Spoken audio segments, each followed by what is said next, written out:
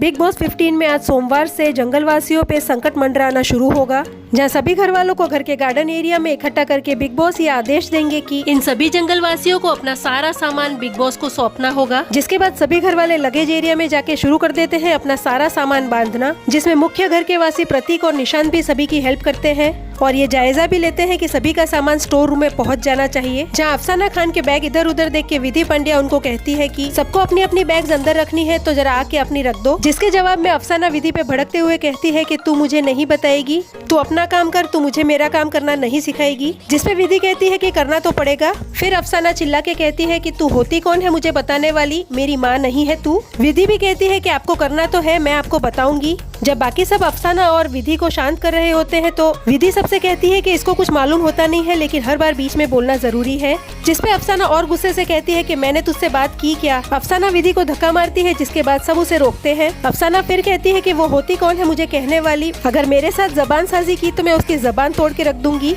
अफसाना के ऐसे बोलते ही तेजस्वी विधि का पक्ष लेते हुए कहती है कि इसको हाथ लगा के दिखा। विशाल कोटियन भी अफसाना के सामने आके कहते हैं कि जबान तोड़ के दिखा, अगली बार भूल मत देना किसी को। विशाल के इतना बोलते ही अफसाना विशाल की तरफ जाती है और उस पे एग्रेशन दिखाते हुए कहती है कि तू कौन है।